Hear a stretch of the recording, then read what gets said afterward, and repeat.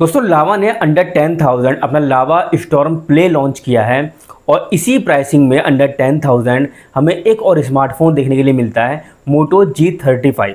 ये smartphone under 10,000 लगभग एक साल से किंग बना बैठा है जब से लॉन्च हुआ है।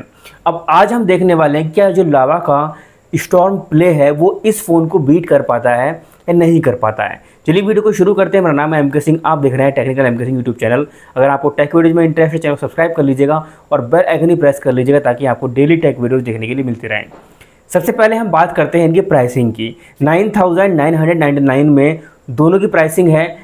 6GB रैम 128GB का वेरिएंट लावा स्टॉर्म प्ले का मिलेगा, मोटो G35 का 4128 का वेरिएंट मिलेगा, यानी कि 2GB रैम आपको एक्स्ट्रा मिल रही है लावा के स्टॉर्म प्ले में।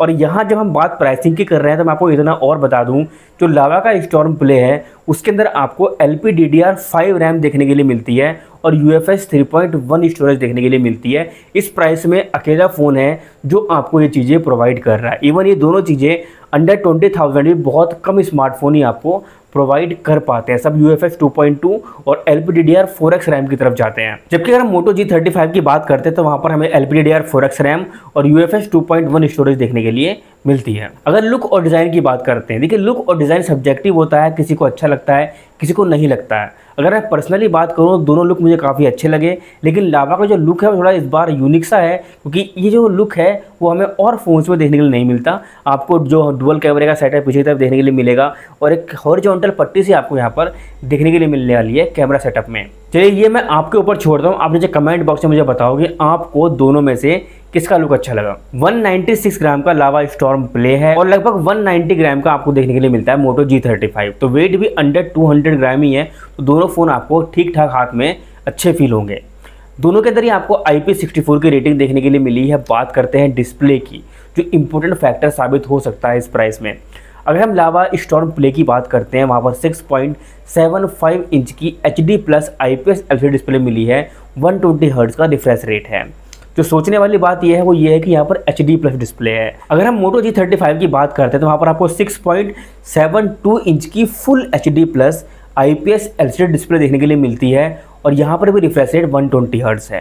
तो यहाँ पर HD+ है लावा स्टॉर्म प्ले में और इधर फुल HD+ डिस्प्ले हमें देखने के लिए मिलती है मोटो G35 में। एक और डिफरेंस हमें जो दिखता है वो इनके लुक में होता है। फ्रंट से जब हम लुक देखते हैं तो वाटर ड्रॉप नोच देखने के लिए मिलती है लावा के स्टॉर्म प्ले के अंदर, लेकिन फुल स्क्रीन डिस्प्ले जो पंच होल कैमरा मिलता है वो देखने के लिए मिलता है हमें मोटो G35 में। वो देखने में ज़्यादा काफ़ी अच्छा लगता है, अट्रैक्टिव लगता है। तो डिस्प्ले के मामले में ये क्लियर है कि भाई यहाँ पर मोटो G35 एक क्लियर विनर है। लावा स्टॉर्म प्ले डिस्प्ले के मामले में और नोच के मामले में पीछे रह जाता है। अगर हम एंड्रॉयड वर्जन की बात करते हैं तो एंड्रॉयड 15 पर लॉन्च हुआ है लावा का स्टॉर्म प्ले और ये एंड्रॉयड 16 तक जाएगा, लेकिन मोटो G35 एंड्रॉयड 14 पर ही आया था और अभी तक एंड्रॉयड 14 पर ही है। तो ये एक साल पुराना मोबाइल है, तो लगभग यहाँ पर आकर के थोड़ा सा लावा का जो स्मार्टफोन है वो आगे निकल जाता है, क्योंकि यहाँ पर ओएस अपडेट्स आपको और नहीं मिलने वाली मोटो G35 में। यहाँ पर हम कह सकते हैं कि जो सॉफ्टवेयर एक्सपीरियंस है, सॉफ्टवेयर के अपडेट्स हैं वो आपको बेटर मिलेंगी लावा स्टॉर्म प्ले के अंदर। अब बात करते हैं परफॉर्मेंस की। लावा स्टॉर्म प्ले के अंदर मीडियाटेक की तरफ से आने वाला डायमेंसिटी 7060 प्रोसेसर है जो 6 नैनोमीटर पर फैब्रिकेट है। 2 कोर्स कॉर्टेक्स A78 की हैं जो क्लॉक्ड है 2.6 GHz तक, और बाकी जो 6 कोर्स हैं वो कॉर्टेक्स A55 की हैं, वो क्लॉक्ड है 2.0 GHz तक। जीपीयू की बात करें तो पावर VR की तरफ से आने वाला IMG BXM 8256 हमें देखने के लिए मिलता है लावा के स्टॉर्म प्ले के अंदर। दूसरी तरफ अगर मोटो G35 की बात करें तो वहाँ पर हमें यूनिसॉक का T760 प्रोसेसर देखने के लिए मिलता है। ये भी 6 नैनोमीटर पर फैब्रिकेट है। इसके अंदर 4 कोर्स मिलती है हमें कॉर्टेक्स A76 की। वहाँ 2 कोर्स थी, यहाँ 4 कोर्स हैं परफॉर्मेंस कोर्स, मगर वहाँ कॉर्टेक्स A78 की कोर्स थी और यह चारों कोर कॉर्टेक्स A76 की हैं। यहाँ पर जो कोर्स हैं उनका लेवल कम है मगर number of course performance course ज़्यादा हैं। उधर जो परफॉर्मेंस कोर्स है वो बेटर है, लेकिन केवल 2 ही कोर्स हैं। तो ओवरऑल अगर हम कंक्लूड करेंगे तो यहाँ पर परफॉर्मेंस लगभग सेम सी आपको देखने के लिए मिलेगी, ज़्यादा डिफरेंस हमें यहाँ पर नज़र नहीं आएगा यूनिसॉक T760 के अंदर और डायमेंसिटी 7060 के अंदर। बाकी जो 4 कोर्स है कॉर्टेक्स A55 की हैं जो 2.0 गीगाहर्ट्ज़ तक क्लॉक है। जीपीयू की बात करते हैं तो मालिका G57 जीपीयू यहाँ पर देखने के लिए हमें मिला है। हालांकि जीपीयू में बेटर है यहाँ पर डायमेंसिटी का 7060, तो गेमिंग आपको बेटर दिखेंगी लावा स्टॉर्म प्ले के अंदर। तो ओवरऑल अगर हम बात करते हैं परफॉर्मेंस के मामले में तो थोड़ा सा हम कह सकते हैं कि लावा का स्टॉर्म प्ले बेटर है, आगे निकल आता है क्योंकि एडवांस लेवल की कोर्स वहाँ पर अवेलेबल हैं और थोड़ा बेटर जीपीयू हमें देखने के लिए मिला है। चलिए बढ़ते हैं कैमरा की तरफ। लावा स्टॉर्म प्ले में हमें डुअल कैमरे का सेटअप मिला है जहाँ पर 50 मेगापिक्सल का प्राइमरी कैमरा है और 2 मेगापिक्सल का एक डेप्थ सेंसर है। इससे आप 2K वीडियो रिकॉर्ड कर सकते हैं प्राइमरी कैमरा से। अगर हम मोटो G35 की बात करते हैं तो वहाँ पर भी हमें डुअल कैमरे का सेटअप मिला है। 50 मेगापिक्सल का प्राइमरी कैमरा है लेकिन 8 मेगापिक्सल का अल्ट्रा वाइड कैमरा है और 4K वीडियो आप इससे रिकॉर्ड कर सकते हैं। तो ओवरऑल कैमरा डिपार्टमेंट में 8 मेगापिक्सल का अल्ट्रा वाइड आपको एक्स्ट्रा मिल रहा है। ये एक अलग चीज़ है। अंडर 10,000 कोई भी स्मार्टफोन की कंपनी आपको 8 मेगापिक्सल का अल्ट्रा वाइड प्रोवाइड नहीं करती है। यहाँ पर हम कह सकते हैं कि मोटो G35 क्लियर विनर है कैमरा डिपार्टमेंट में। अगर सेल्फी कैमरा की बात करते हैं तो वहाँ भी कुछ कहानी अलग नहीं है।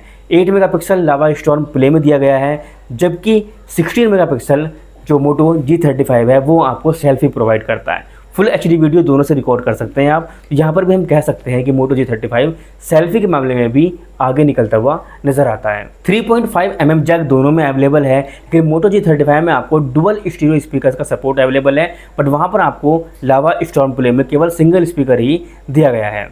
दोनों ही मोबाइल्स में फ़ोन को लॉक अनलॉक करने के लिए साइड माउंटेड फिंगरप्रिंट सेंसर दिया गया है। दोनों में ही आपको सारे सेंसर मिल जाते हैं, प्रॉक्सिमिटी, जायरो, एक्सीलरोमीटर और कंपास। ये चारों सेंसर आपको दोनों ही स्मार्टफोन में अवेलेबल हैं। बैटरी और चार्जर डिपार्टमेंट भी दोनों का सेम ही है। 5000 mAh की बैटरी मिलती है और 18 वाट का चार्जर आपको आउट ऑफ द बॉक्स देखने के लिए मिल जाता है।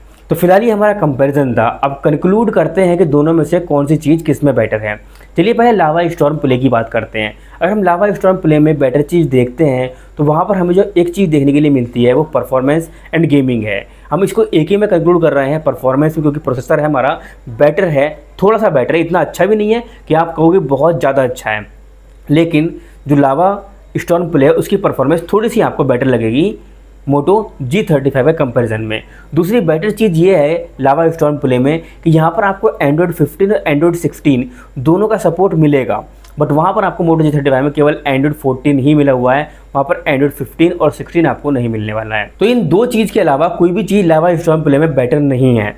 अब बात करते हैं हम यहाँ पर मोटो G35 की, उसमें क्या क्या चीज़ हमें बेटर देखने के लिए मिलती है। देखिए फर्स्ट थिंग ये है कि आपको यहाँ पर फुल HD प्लस डिस्प्ले देखने के लिए मिल रही है। दूसरी चीज़ ये है कि यहाँ पर आपको वाटर ड्रॉप नोच नहीं मिलती, फुल स्क्रीन डिस्प्ले मिलती है। थर्ड चीज़ ये है कि यहाँ पर आपको कैमरा कॉम्बिनेशन रियर कैमरा और फ्रंट कैमरा दोनों ही बेटर मिलते हैं। 4K वीडियो रिकॉर्डिंग का ऑप्शन भी मिलता है। और चौथी चीज़ हमें देखने के लिए मिलती है कि इसके अंदर डुअल स्टीरियो स्पीकर्स भी अवेलेबल हैं। और लावा स्टॉर्म प्ले में तो आपको UFS 3.1 का सपोर्ट भी मिलता है और LPDDR5 रैम का सपोर्ट भी अवेलेबल है। तो जाहिर सी बात है कि उसमें आपको स्पीड बेटर मिलने वाली है। तो अगर हम यहाँ कंक्लूड करें तो सिंपल सी चीज़ है। देखिए मैं एक बात आपको बोल देना चाहता हूँ डायरेक्ट, अगर आपको फ़ोन लॉन्ग टर्म के लिए चाहिए, एटलीस्ट 2 to 3 ईयर्स आप यूज़ करने वाले हैं, तो भाई आप लावा की तरफ चले जाओ, क्योंकि एंड्रॉयड 14 ही मिला है केवल मोटो G35 को और 15 की कोई उम्मीद नहीं है। लेकिन यहाँ पर एंड्रॉयड 15 पर ये लॉन्च हुआ है, एंड्रॉयड 16 तक ये जाएगा, तो एटलीस्ट 2 ईयर तो आपको OS अपडेट्स मिलने वाले हैं इसके। तो ऐसे में OS अपडेट्स के लिए बेटर चीज़ है कि आप लॉन्ग टर्म में उसको यूज़ कर सकते हो। लॉन्ग टर्म में आपको अच्छी जब सर्विस मिलती है, सिक्योरिटी अपडेट्स भी मिलेंगी, तो आप उस फ़ोन को अच्छे से यूज़ कर पाओगे। अब जो इम्पोर्टेंट चीज़ मुझे लगी है वो ये है कि अगर इसको छोड़ दें, सिर्फ आप ये सोच रहे हैं कि चलिए हमें मतलब नहीं है, हम एंड्रॉयड 14 से काम चला लेंगे, तो मोटो G35 में आपको कैमरा बहुत अच्छा देखने के लिए मिलता है, क्योंकि 16 मेगापिक्सल की सेल्फी आपको इस प्राइस में और कहीं देखने के लिए मिलेगी नहीं। और अल्ट्रा वाइड शॉट्स आपको लेने का शौक़ है तो 8 मेगापिक्सल का अल्ट्रा वाइड भी आपको इसके अंदर अवेलेबल हो जाएगा। तो ये भी एक बेटर चीज़ है और फ़ोन देखने में भी अच्छा लगता है। फुल HD प्लस है, डिस्प्ले है और ऊपर से पंच होल कैमरा भी है। इसके अलावा अगर हम बात करते हैं तो यहाँ पर डुअल स्टीरियो स्पीकर्स भी हैं और गेमिंग भी आप ठीक ठाक कर लेंगे इससे। तो अगर मैं सिर्फ एंड्रॉयड वर्जन को छोड़ दूँ तो मोटो G35 is a good phone और यहाँ पर मैं इसे दोनों में से विनर मानूंगा। लेकिन अगर आप जो एंड्रॉयड वर्जन की अपडेट्स हैं आप उनको कंसिडर करते हैं क्योंकि फ़ोन अभी हमें ऑन पेपर सिर्फ आज के लिए नहीं देखना है, उसे फ्यूचर के लिए भी देखना है। तो आप 2 ईयर्स अगर आप अगले 2 साल में फ़ोन्स को देखते हैं तो भाई एक लावा का जो यहाँ पर स्टॉर्म प्ले है वो क्लियर विनर हो जाता है, क्योंकि फ्यूचरिस्टिक चीज़ें मिल रही हैं इसके अंदर हमें। एक तो एंड्रॉइड 15, 16 की अपडेट मिलेगी।